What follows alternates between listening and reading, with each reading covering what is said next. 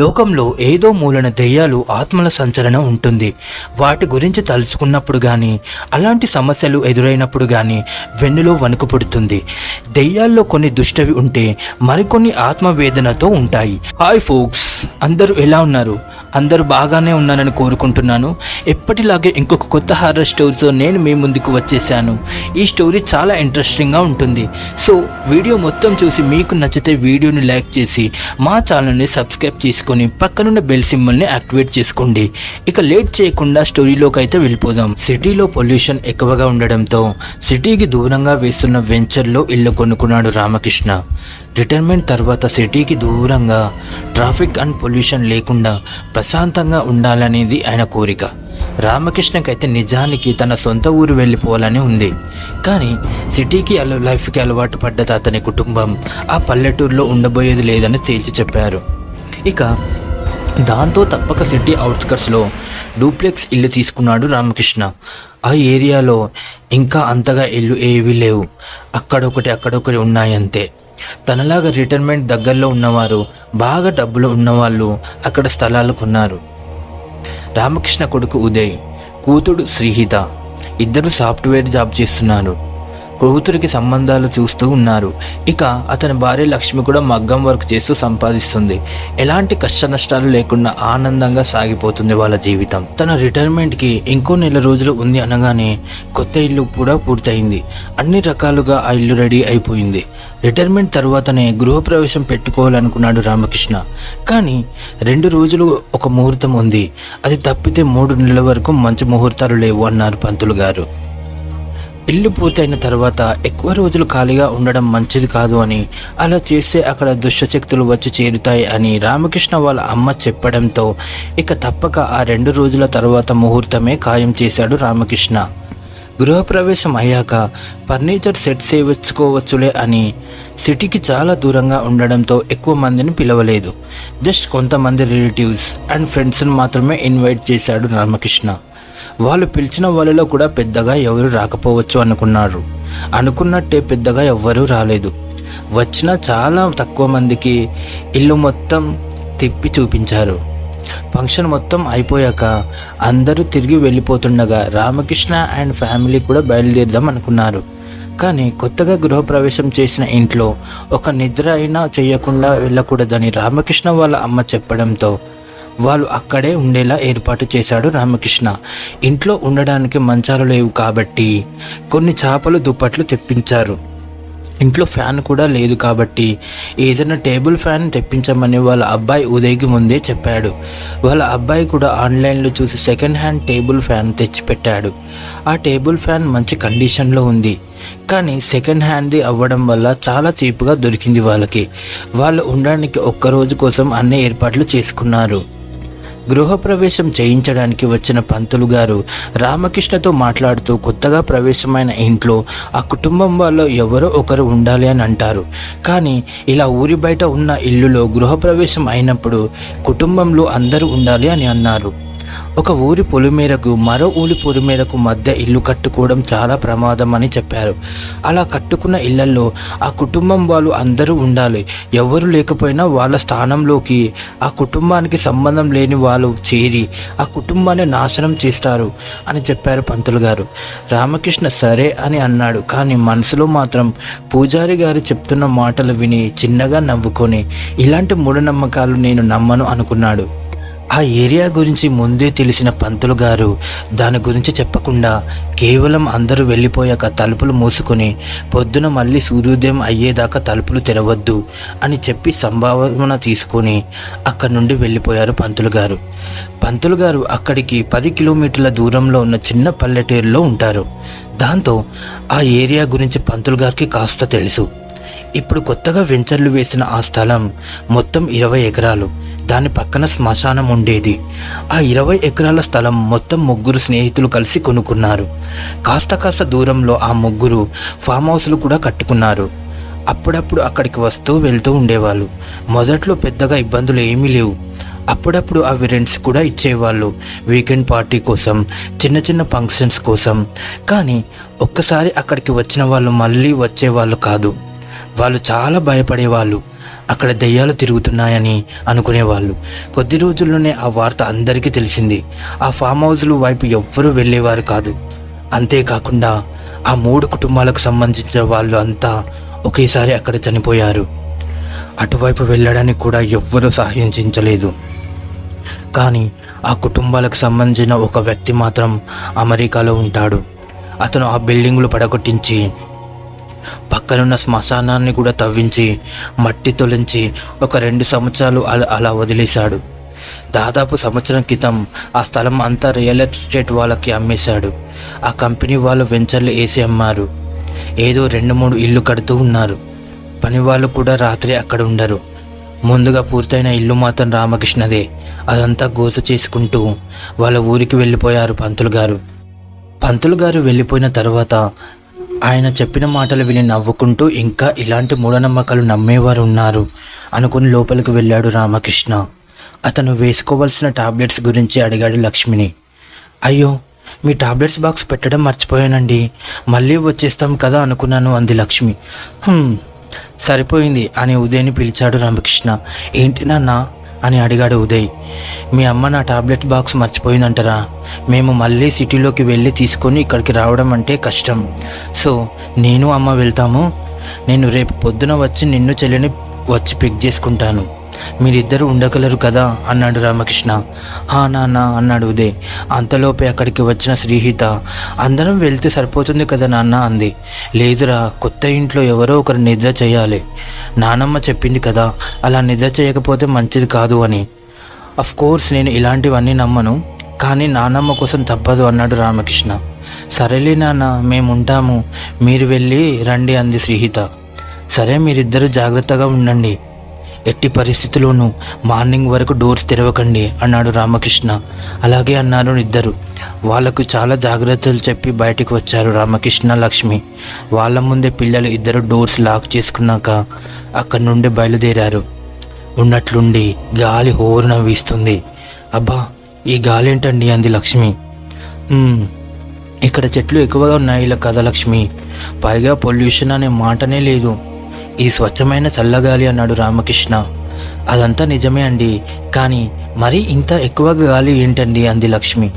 మబ్బు చేసి ఉంది కదా, మేబీ వర్షం పడే ఛాన్స్ ఉందేమో, అందుకే ఈ గాలి. వర్షం పడితే మళ్ళీ ఇబ్బంది అవుతుంది, పద త్వరగా వెళ్ళాలి అన్నాడు రామకృష్ణ. అంది లక్ష్మి.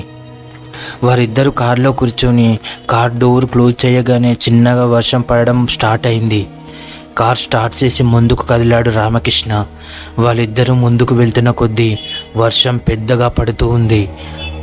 అటు సైడ్ రోడ్ అంతా మట్టి రోడ్. ఇంకా అన్ని బిల్డింగ్స్ పూర్తి కాకపోవడంతో రోడ్డు కూడా పడలేదు. గుంతలు ఏమీ ఉండవు, కానీ ఫ్లాట్గా ఉంటుంది. పెద్ద కంకర రాళ్లకు వేసి దానిపై పొట్టు వేసేసి పూశారు. సో బురద అవుతుంది. కార్ ఇరుక్కొని పోతుంది అనే భయం లేదు కాబట్టి వాన పెద్దగా మారినా కూడా వెనుతిరగకుండా మెల్లగా డ్రైవ్ చేస్తూ ముందుకు కదిలాడు రామకృష్ణ. శ్రీ, నీకు భయం ఏం లేదు కదా? ఒంటరిగా పడుకోవడానికంటే ఈ ప్లేస్ కొత్త కదా, పైగా బయట వర్షం కూడా ఎక్కువగా పడుతుంది అన్నాడు ఉదయ్. పర్లేదన్నయ్య, నేను ఉండగలను. అయినా ఈ వర్షం ఇప్పుడే రావాలా?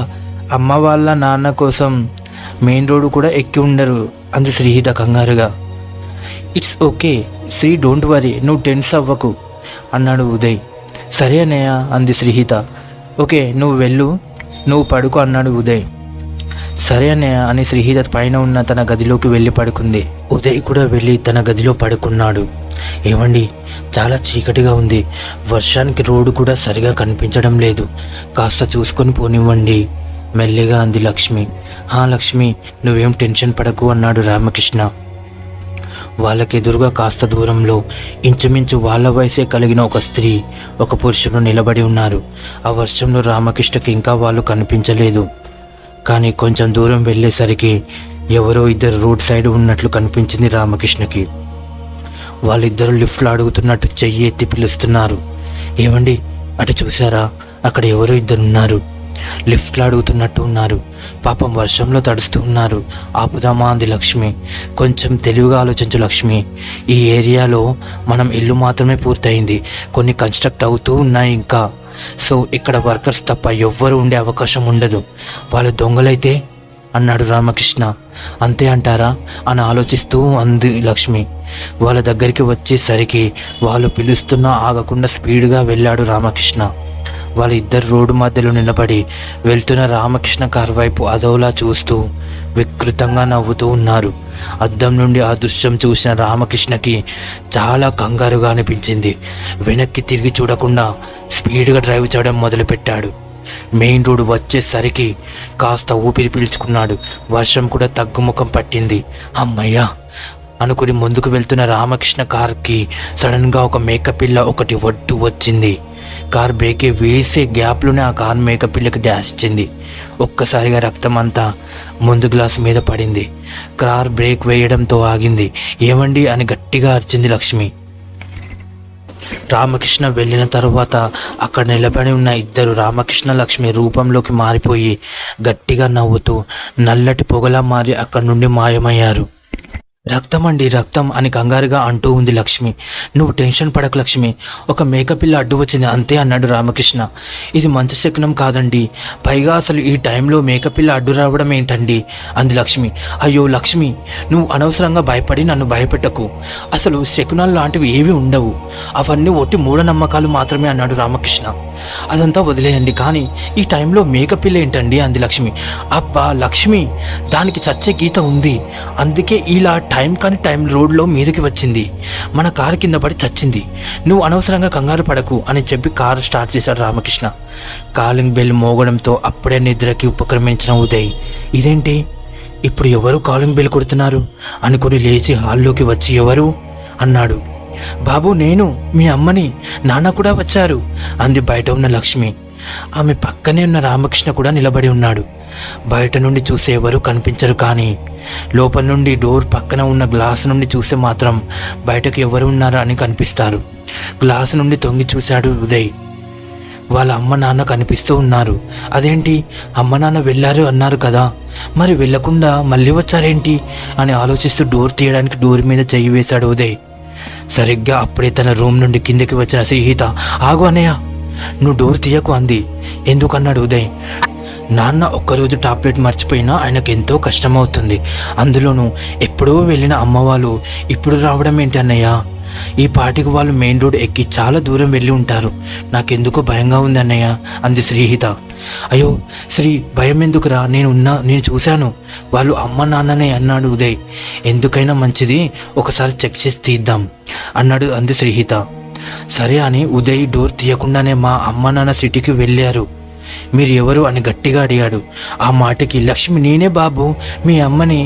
అవును, మేము సిటీకి బయలుదేరిన మాట నిజమే, కానీ వర్షం వలన రోడ్ బ్లాక్ అయింది, అందుకే మేము వెనక్కి తిరిగి వచ్చాము. ఆయన డోర్ తీయకుండా ఈ పిచ్చి ప్రశ్నలు ఏంటి బాబు అంది లక్ష్మి. నా ఇంట్లోకి నన్ను రానివ్వకుండా ఏంటి గోల అన్నాడు రామకృష్ణ బిగ్గరగా.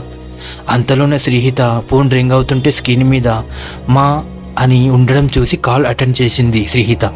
హలో హలో అంటుంది వాళ్ళ అమ్మ, కానీ శ్రీహిత మాట ఆవిడకి వినిపించడం లేదు. హలో హలో అని కాల్ కట్ అయింది. ఆ టైం గ్లాస్ డోర్ నుండి బయటకు చూశాడు ఉదయ్. అక్కడ అప్పుడు వాళ్ళ అమ్మలా ఉన్న ఆవిడ ఫోన్ మాట్లాడడం లేదు, చెప్పాలంటే కనీసం ఆవిడ చేతిలో ఫోన్ కూడా లేదు. దాంతో ఉదయ్కి బయట ఉన్నది ఖచ్చితంగా వాళ్ళ అమ్మ నాన్న కాదు అని అనుమానం వచ్చింది. శ్రీ, నువ్వు ఒక పని చెయ్యిరా, మళ్ళీ అమ్మకి ఫోన్ చెయ్యి, వాళ్ళు ఎక్కడ ఉన్నారు అని అన్నాడు ఉదయ్. శ్రీహిత ఫోన్ చేసి చూసింది, తన ఫోన్లో సిగ్నల్ ఏం మాత్రం లేదు, ఇంకా ఉదయ్ ఫోన్లో కూడా ఏం మాత్రం సిగ్నల్ లేదు. అమ్మ శ్రీ, నువ్వు అయినా చెప్పు, అమ్మ డోర్ తీయమని, మీ నాన్నకి చాలా కోపం వస్తుంది, మీరు ఆయనని ఎంతసేపు అని ఇలా బయట నిలబెడతారు అంటుంది ఆవిడ. అంతలో ఉదయ్ ఫోన్ రింగ్ అవుతుంది, కానీ అందులో సిగ్నల్ మాత్రం 0 ఉంది. స్క్రీన్ మీద నాన్న అని పేరు ఉన్న చూసి కాల్ అటెండ్ చేశాడు ఉదయ్. మేము ఎంతసేపు ఇలా బయట ఉండాలి, డోర్ తీయి అంటున్నా వాళ్ళ గొంతు వినిపిస్తుంది, కానీ ఉదయ్ గ్లాస్ నుండి చూస్తుంటే బయట ఉన్న వ్యక్తి ఫోన్ మాత్రం ఏం మాట్లాడడం లేదు. అంటే వీళ్ళు ఖచ్చితంగా అమ్మ నాన్నలు కాదు శ్రీ అన్నాడు ఉదయ్. అవును అన్నయ్య, అమ్మ నన్ను హిత అనే పిలుస్తుంది ప్రతిసారి, శ్రీ అని మర్చిపోయి కూడా అనదు, కానీ ఈవిడ మాత్రం నన్ను శ్రీ అంటుంది అంటుంది శ్రీహిత. మనం ఇప్పుడు తలుపులు తెరవకూడదు శ్రీ, అలా తెరిస్తే మనం ప్రాబ్లమ్స్తో పడతాము. ముందు పద, ఇక్కడ నుండి మనం మన రూమ్కి వెళ్దాం అన్నాడు ఉదయ్. అన్నయ్య అంది శ్రీహిత. నువ్వు నీ గదిలో ఉండగలవా, లేదంటే నేను తోడు రానా అన్నాడు ఉదయ్. పర్లేదన్నయ్య అంది శ్రీహిత. సరే టేక్ కేర్ రా అని తన గదికి వెళ్ళిపోయాడు ఉదయ్. శ్రీహిత కూడా తన పైన ఉన్న గదికి వెళ్ళిపోయింది. కాలింగ్ బెల్ మాత్రం అదే పనిగా మోగుతుంది. అలాగే తలుపుని కూడా దబా దబా మోదుతున్న శబ్దం వినిపిస్తుంది. వాళ్ళ ఇద్దరికి భయంగా ఉన్నా కూడా లేని ధైర్యాన్ని కూడగట్టుకునే పనిలో ఉన్నారు. తలుపు గట్టిగా బాదుతూనే ఉన్నారు. ఇంకా పోలీసులకు ఫోన్ చేయడానికి ట్రై చేస్తున్నాడు ఉదయ్, కానీ ఫోన్లో సిగ్నల్ లేదు. అసలు ఏం చెయ్యాలి ఇప్పుడు? వచ్చింది అమ్మ నాన్ననో కాదో కూడా తెలియడం లేదు. డోర్ తీయాలంటేనే చాలా భయంగా ఉంది. అసలు ఒకవేళ నిజంగా వాళ్ళు అమ్మ నాన్న అయితే మహా అయితే తెల్లారిన తర్వాత తిడతారు, లేదా కోపంలో ఒకటి కొడతారు. నాకు చాలా భయంగా అనిపిస్తుంది అనుకుంటూ ఉన్నాడు ఉదయ్. ఆ ఆలోచనలలో ఉండగానే ఉదయ్ ఫోన్ రింగ్ అయింది. వాళ్ళ అమ్మ నంబర్ ఉండడం చూసి కాల్ అటెండ్ చేశాడు ఉదయ్. హలో అమ్మా అన్నాడు ఉదయ్. మేము ఇంటికి వెళ్దాం అనుకుంటే వర్షం పడుతుంది కదా, రోడ్ బ్లాక్ అయింది, అందుకే వచ్చాం. ఒకసారి నువ్వు మెయిన్ డోర్ దగ్గరికి రా, నాన్న నీకే అర్థమవుతుంది అంది వాళ్ళ అమ్మ. సరే అమ్మా అని కాల్ కట్ చేసి మెయిన్ డోర్ దగ్గరికి వెళ్ళాడు ఉదయ్. సైలెంట్గా వెళ్ళిన ఉదయ్ డోర్ పక్క నుండి కిటికీ గ్లాసు నుండి బయటకు చూశాడు. సడన్గా వాళ్ళ అమ్మ నాన్నల్లా ఉన్న వాళ్ళు ఇద్దరు ఆ విండో దగ్గరికి వచ్చి చూశారు. వాళ్ళు ఇద్దరు భయంకరంగా కనిపించారు. సినిమాలలో చూపించే జాంబిల్లా కనిపించారు ఉదయ్కి. ఉలిక్కిపడి టక్కున వెనక్కి జరిగాడు ఉదయ్. వాళ్ళు నవ్వుతూ గట్టిగా తలుపు కొడుతూ ఉన్నారు. శ్రీహిత రూమ్ పక్కన పెద్ద చెట్టు ఉంది. శ్రీహిత వాళ్ళ అమ్మలా ఉన్న ఆవిడ ఆ చెట్టు దగ్గరికి వచ్చి, అమ్మా శ్రీ, తలుపు తెరువు అమ్మా అని పిలుస్తూ ఉంది. నువ్వు మా అమ్మవి కాదు కానీ తెలుసు, మీరు ఇక్కడ నుండి వెళ్ళిపోండి అని భయపడుతూనే చెప్పింది శ్రీహిత. ఏంటమ్మా అలా మాట్లాడుతున్నావు? నేను మీ అమ్మని కాకపోవడం ఏంట్రా, ఉండు నేను వచ్చి నీతో మాట్లాడతాను అని ఆమె చెట్టు ఎక్కి కరెక్ట్గా శ్రీహిత విండో దగ్గర చెట్టు కొమ్మ మీద కూర్చొని, అమ్మా శ్రీ, అసలు ఏమైందమ్మా ఇవాళ నీకు మీ అన్నయ్యకి? మమ్మల్ని ఎందుకని ఇలా ఏడిపిస్తున్నారో చెప్పు. మీ నాన్న నేను వర్షంలో తడిచి వస్తే మీరు ఇలా చేయడం ఏం బాగాలేదు, మాకు కష్టంగా ఉంది, కాస్త అర్థం చేసుకోండి అమ్మా, తలుపు తీయండి అమ్మా అంటుంది లక్ష్మి. వాళ్ళ అమ్మ కట్టుకున్న చీరని అది, అంటే నిజంగానే వచ్చింది వాళ్ళ అమ్మేనా అని ఆలోచిస్తుంది శ్రీహిత. నేనే కదా ఆలోచిస్తున్నావా? అంత అనుమానం ఎందుకమ్మా, ఒకసారి నా కళ్ళలోకి చూడు, నీకే అర్థమవుతుంది నేనే అని అంది ఆమె. ఆమె కళ్ళలోకి చూసిన శ్రీహిత అమ్మ అని అంటూ కిటికీ దగ్గరికి వెళ్ళింది. బయటకు చూస్తూ అమ్మ అని కిటికీ తెరవబోయే సడన్గా కిందకి చూసింది.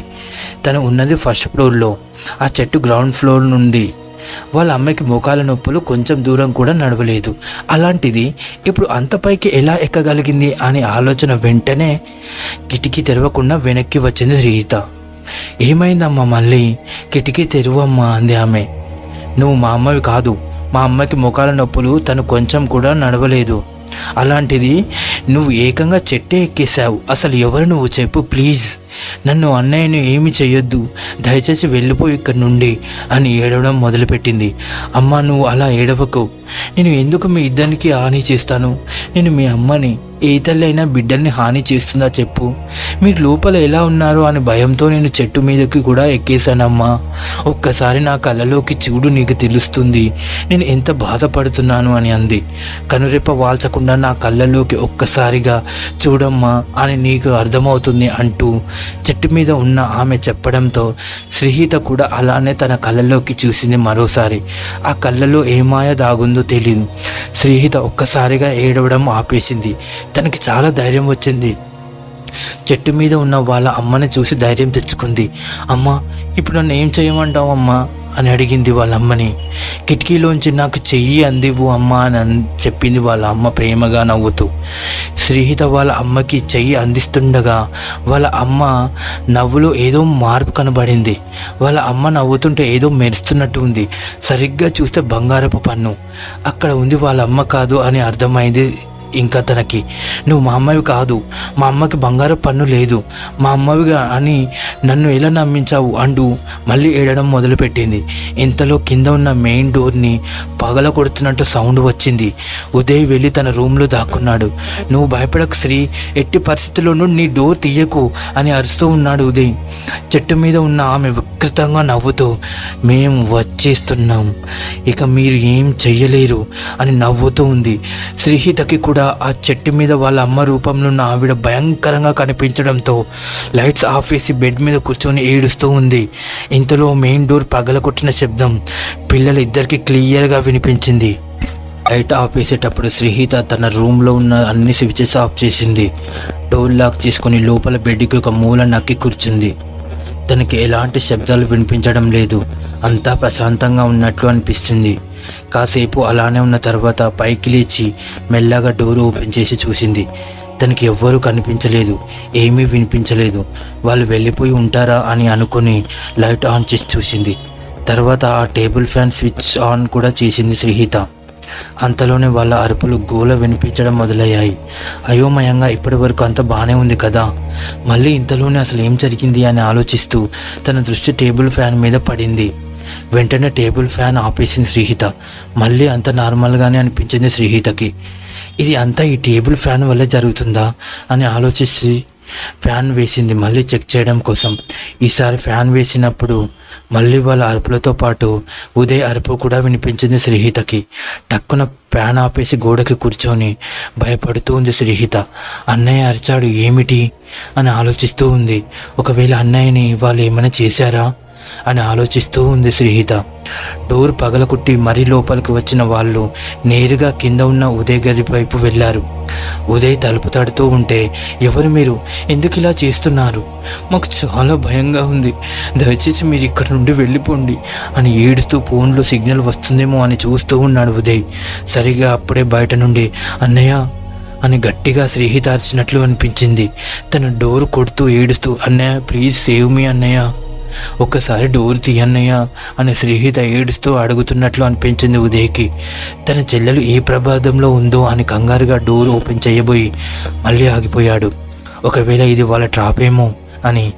కానీ శ్రీహిత గుక్క పెట్టి ఏడుస్తూ, ప్లీజ్ అన్నయ్య, నన్ను కాపాడు అన్నయ్య, ఒక్కసారి డోర్ తీయన్నయ్య, నాకు చాలా భయంగా ఉంది అని ఏడుస్తూనే ఉండడంతో ఇంకా తన చెల్లి ఏడుపుని తట్టుకోలేని ఉదయ్ డోర్ ఓపెన్ చేశాడు. అంతే, తన ఎదురుగా వాళ్ళ అమ్మ నాన్నల రూపంలో ఉన్న వాళ్ళు వికృతంగా అతని ముందు నిలబడి ఉన్నారు. ఉన్నట్లుండి వాళ్ళ రూపం మారిపోయింది. వాళ్ళ కళ్ళు నల్లగా మారిపోయాయి. వాళ్ళ నోటి నుండి రక్తం కారుతుంది. చూడ్డానికి జాంబీస్లా ఉన్నారు వాళ్ళు. వాళ్ళని చూడగానే భయంతో వణికిపోతూ ఉన్నాడు ఉదయ్. లోపలికి వెళ్ళిపోయాడు, కానీ తన వల్ల కాలేదు. వాళ్ళు అతను పట్టుకొని లాగి గొంతు కొరికారు. ఉదయ్ రక్తం తాగి అతన్ని చంపేశారు. వాళ్ళ గొంతు కొరికినప్పుడు గట్టిగా అరిచాడు ఉదయ్. ఆ అరుపే మధ్యలో శ్రీహితకి వినిపించింది. ఉదయ్ని చంపేసిన వాళ్ళు నేరుగా శ్రీహిత రూమ్కి వైపు నడిచారు. వాళ్ళు తన అన్న అరుపు ఉన్న శ్రీహిత, అయ్యో అన్నకేమైంది అని కంగారుగా వాళ్ళ సంగతి మర్చిపోయి డోర్ తీసి బయటికి వచ్చింది. అప్పటికే శ్రీహిత రూమ్ దగ్గరికి వచ్చిన వాళ్ళు శ్రీహిత రక్తం తాగి తనను కూడా చంపేశారు. ఆ తర్వాత వాళ్ళు వికృతంగా నవ్వుతూ ఉన్న వాళ్ళకి అటువైపు ఇటువైపు శ్రీహిత ఉదయ్ కూడా దయ్యాలుగా మారి ప్రత్యక్షమయ్యారు. వాళ్ళు నలుగురు కలిసి గట్టిగా నవ్వుతున్నారు. ఇంటికి వెళ్ళిన లక్ష్మి పిల్లలకి కాల్ చేసింది. శ్రీహిత ఉదయ్ ఫోన్స్ రింగ్ అవుతున్నాయి, కానీ ఇద్దరిలో ఒక్కరు కూడా ఫోన్ అటెండ్ చేయలేదు. ముందు దారిలో వచ్చేటప్పుడు జరిగిన సంఘటనలో భయంగా ఉన్న లక్ష్మికి పిల్లలు ఇద్దరు అటెండ్ చేయకపోయేసరికి తనకి మరింత కంగారుగా అనిపించింది. ఏమండి, పిల్లలు ఫోన్ అటెండ్ చేయడం లేదండి, నాకెందుకో చాలా భయంగా ఉంది. అంతేకాకుండా చుట్టుపక్కల మనుషులు అనే వాళ్ళు కూడా లేరు. పిల్లలు ఎలా ఉన్నారు అని నాకు చాలా భయంగా ఉందండి అంది లక్ష్మి. నువ్వు కంగారు పడకు లక్ష్మి, చాలా టైం అయిందిగా, వాళ్ళు పడుకొని ఉంటారు, నువ్వు అనవసరంగా టెన్షన్ పడకు అన్నాడు రామకృష్ణ. ఇక చేసేది ఏమి లేక మౌనంగా ఉండిపోయింది లక్ష్మి. నెక్స్ట్ డే మార్నింగ్ పిల్లలు తీసుకుని రావడానికి అని బయలుదేరాడు రామకృష్ణ. అక్కడ వెళ్ళి చూసేసరికి ఇంటి మెయిన్ డోర్ పగలగొట్టి ఉండడం చూసి, ఇదేంటి డోర్ ఇలా పగిలిపోయింది అని కంగారుగా లోపలికి వెళ్తూ ఉదయ్ ఉదయ్ అని పిలుస్తూ ఉన్నాడు రామకృష్ణ. అంతలోనే లక్ష్మి రూపంలో ఉన్న ఆమె బయటికి వచ్చి వాడు ఇక్కడ లేడండి అంది. నువ్వు ఇక్కడేం చేయలా వచ్చావు? నేను ఇంటి దగ్గర వదిలేసి వచ్చాను కదా అన్నాడు రామకృష్ణ కంగారుగా. అంతలోనే ఆమె రూపం వికృతంగా మారింది. మిగిలిన వాళ్ళు కూడా వచ్చారు. అందరూ ఒకేసారి రామకృష్ణ మీద దాడి చేశారు. అప్పుడు రామకృష్ణకి పంతులు గారు చెప్పిన మాటలు గుర్తుకు వచ్చాయి. వాళ్ళు రామకృష్ణని కూడా చంపేశారు. ఫోక్స్, చూశారు కదా ఈరోజు ఈ స్టోరీతో నేను మీ ముందుకు వచ్చాను. మరో స్టోరీతో మళ్ళీ కలుద్దాం. మళ్ళీ కలవబోయే ముందు ప్లీజ్ ఈ వీడియోకి ఒక లైక్ అయితే ఇవ్వండి. అండ్ సబ్స్క్రైబ్ చేసుకొని వాళ్ళైతే సబ్స్క్రైబ్ చేసుకోండి. మీ సబ్స్క్రిప్షన్ అండ్ లైక్స్ ఈ వీడియోకి అండ్ ఈ ఛానల్కి ఎంతగానో ఉపయోగపడతాయి మేము మరిన్ని వీడియోలు చేయడానికి. అంతవరకు this is war stories signing off.